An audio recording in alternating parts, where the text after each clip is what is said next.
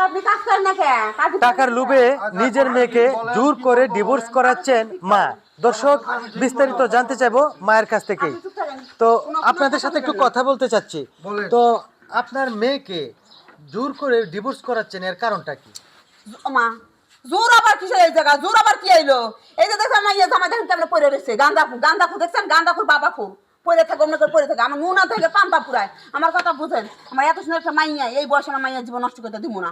এর লাগে আমার ভালো চাই, বাপ মায়ের পোলা পানে ভালো চাই। এর লাগে আমি চাইতেছি আমার মাইয়া যা কাবলে টাকা টুকা আছে দিয়েছে, তালাক দিয়ে দেখ, আমার মাইয়া নিয়ে যায় অন্য জায়গায় ভালো টাকা বিয়া দেবো। বুঝেন নাই আপনি? এটা জোরের কি হইলো? এটা কোন ধরনের কথা? তো দর্শক, আসলে উনি হচ্ছেন জোর করে করাচ্ছে না, তবে মানে যে কথাটা বলছে আপনারা তো শুনছেনই। উনার হচ্ছে কথা হলো, উনি জুয়া খেলে, মদ খায়, গাঁজা খায়, বিভিন্ন ধরনের দোষ ত্রুটি দেখিয়ে কিন্তু এই বিয়েটা ভাঙছে বা ডিভোর্স করাচ্ছে। তো এখন আমরা একটু চলে যাব জামাইয়ের কাছে। তো ভাই, উনি যে কথাগুলো বলছে, আপনি জুয়া খেলেন, মদ খান, গাঁজা খান, এই আশকা বাসকা, এগুলো কি আসলে সত্য? আমার উপর আমার শাশুড়ি ষড়যন্ত্র করতেছে ভাই। কিসের জন্য ভাই? ধরেন কাবিনের টাকা হলো 3 লাখ টাকা, এখন এই 3 লাখ টাকা নিবের পাল্লি করে তার লাভ, কিন্তু আমার তো বেদনাতে এক ঘটনা ঘটে গেল ভাই এখানে আসিয়া। আমার এই বেদনাটা আমি কার কাছে কব? এমন কোনো মানুষ নাই যে আমার দুঃখটা প্রকাশ করবো। একজনই ছিল, সেটা হলো আমার বউ। দেখেন কত সুন্দর তরতাজা লম্বা, তার ধ্যান কাঠিন কত সুন্দর, যদিও শ্যামবর্ণের, কিন্তু ফেসটা দেখলি ভাই আমার এত মায়া লাগে। তাক বলি কেমন করে থাকবো? এত সুন্দর লম্বা, তার হৃদয়ে 3টে বছর আমি গাইতে ফেলাইছি। সে ছাড়া আমার চোখে মুখে কিচ্ছু নাই। আমি যেখানেই যাচ্ছি খালি আমার ভালোবাসা, আমার বউ, আমার বউর মুখে দেখতে পারতেছি। কোনো জায়গায় শান্তি পাচ্ছি না। হেই বউ, আমি কেমন করে ছাড়ি দেবো ভাই? 3 লাখ টাকা, কারো 3 লাখ টাকা দেবো, তাও আমার শাশুর কাছে ভাবছো আমার বউটা কারি চিনি না হলে।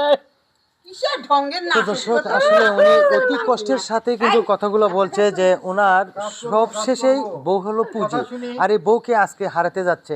তো এখন আমরা চলে যাব বউর কাছে। তো আচ্ছা আপু, এখানে যে ডিভোর্স করাচ্ছে আপনাকে, আপনার মতামত কি? এখানে আমি ডিভোর্স দিতে চাচ্ছি না, কিন্তু আমার মাই টাকার লোভে আমার জোর করে ডিভোর্স দেওয়া হচ্ছে। আর আমার স্বামীর উপরে আমার মা যে অভিযোগ দিছে সব কিছুই মিথ্যা, একটাও সত্য না আর কি।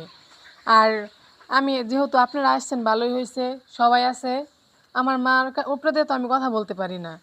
এখন আমি সংসারের ডিভোর্সটা দিতে যেতেছি না, আমি ওনার সাথে সংসারটা করতে যেতেছি। আমার সংসারটা আপনারা বাঁচান।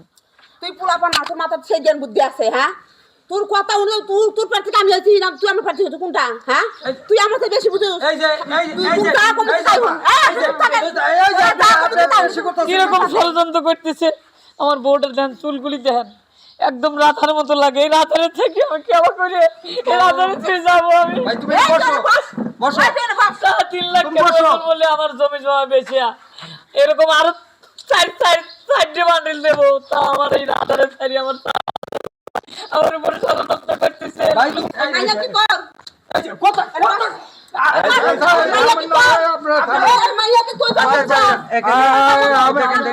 এখানে কাজী সাহেব আছে,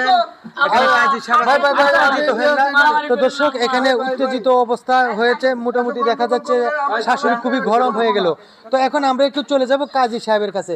তো কাজী সাহেব, এখানে কিন্তু স্বামী স্ত্রী উভয়ে কিন্তু সংসার করতে চাচ্ছে, কিন্তু আপনি কোন আইন প্রক্রিয়াতে ডিভোর্সটা করতে চাচ্ছেন? এখন মেয়ের মা যে কথাগুলো বলল সেটাও আমি শুনলাম, মেয়ে যে কথাগুলো বলল সেটাও আমি শুনলাম, এই ছেলে যে কথা বলল সেটাও আমি শুনলাম। তাতে এখন আমার জ্ঞানে যতটুকু ধরেছে, মেয়ে এবং ছেলে যদি রাজি থাকে তাহলে কাজের কিন্তু কিচ্ছু করা থাকে না।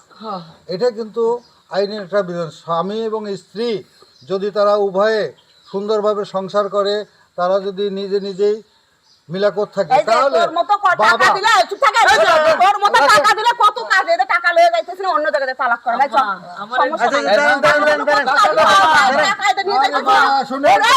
অন্য জায়গায় স্বামী তালাক তোরে ছাড়া তালাক দিব না মাইয়া, তোরে ছাড়া।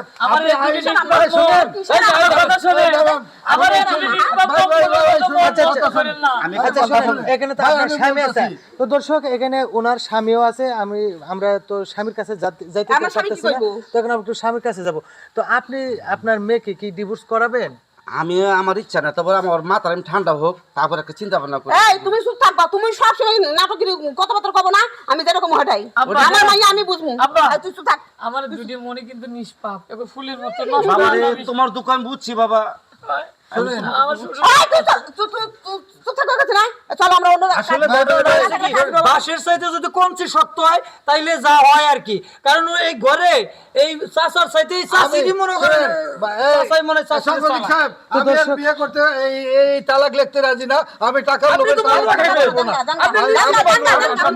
তো দর্শক আসলে আমাদের এই ভিডিওটা বানানোর উদ্দেশ্য ছিল যে আসলে এরকম ধরনের কিছু কিছু নারী আছে যারা কিনা সংসারে এরকম ভাবে অশান্তি সৃষ্টি করে টাকার লোভে বা বিভিন্ন লোভে, কিন্তু সবাই না, প্রত্যেকটা মেয়ের আমি বলতেছি না, কিছু কিছু মেয়ে বা নারী আছে এই ধরনের যারা কিনা বিভিন্ন কাজে এভাবে বাধাগ্রস্ত হয়ে দাঁড়ায় বা সংসার নষ্ট করার চেষ্টা করে।